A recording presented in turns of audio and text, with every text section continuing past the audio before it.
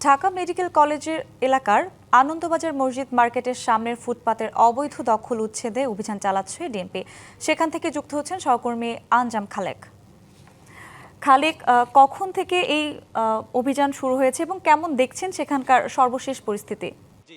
সঞ্জিদা, ডিএমপির 5 দিনের যে উচ্ছেদ অভিযানের অংশ হিসাবে আজকে কিন্তু দ্বিতীয় দিনের মতো অভিযান শুরু হয়েছে এবং ঢাকা মেডিকেল এলাকার আশপাশে কিন্তু অভিযান চলছে।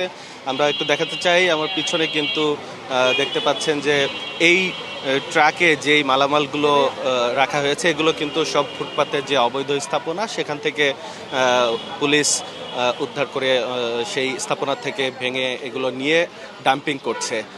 এখানে এই যে উচ্ছেদ অভিযানে কিন্তু অংশ নিয়েছেন ডিএমপির একজন নির্বাহী ম্যাজিস্ট্রেট, এছাড়া কিন্তু এই বিভাগের ডিএমপির এডিসি, এসি সহ সংশ্লিষ্ট কর্মকর্তারা রয়েছেন এবং আমরা দেখেছি যে অসংখ্য পুলিশ সদস্যও রয়েছেন।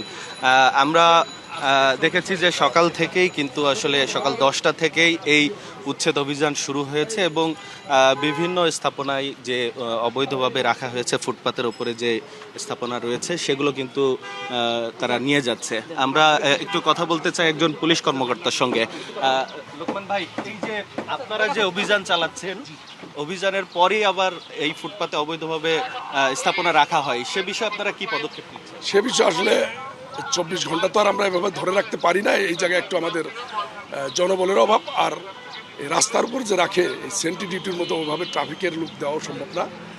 তারপর আমরা প্রত্যেক দিন 2-3 বার করে আমরা ট্রাই করি এবং চেষ্টা করি। আজকে হয়তো সেন্ট্রালি ম্যাজিস্ট্রেট স্যার সহ একটা ভ্রাম্যমাণ আদালত কাজ করতেছি। এটা আজকে এটা একটু ভিন্ন, আর প্রত্যেক দিন এটা আমার ট্রাফিক 2-3 জন এবং সার্জেন্ট সাহেব এএসআই টিএসআই নিয়ে কাজ করি। 200-র বেশি সার্ভিস ও ফিচারে লেনদেনের সব বিকাশ অ্যাপে সম্ভব। কিন্তু তাদের এদিক দিয়ে কাজ করে 2-1 ঘন্টা পরে আবার বসার চেষ্টা করি। সবচেয়ে আমার এলাকা এই আনন্দবাজার পুরাটা 21 হলের সামনে এই সাইডটা কোনো রকমই কন্ট্রোলে আনা যাচ্ছে না এবং আমার নিজস্ব টাকা দিয়ে কোনো গরিব লোক দিয়ে ঝাড়ু দেওয়া হয় সকালে, কাজ এবং কাটা তার রাস্তায় পড়ে থাকে, একদম অর্ধেক রাস্তারও বেশি চলে যায়। এইটা ঝাড়ু দিয়ে আমি ফেলে দিই। আজকে এত সুন্দর ডিসিপ্লিন, তারা সরায়ে চলে গেছে গা।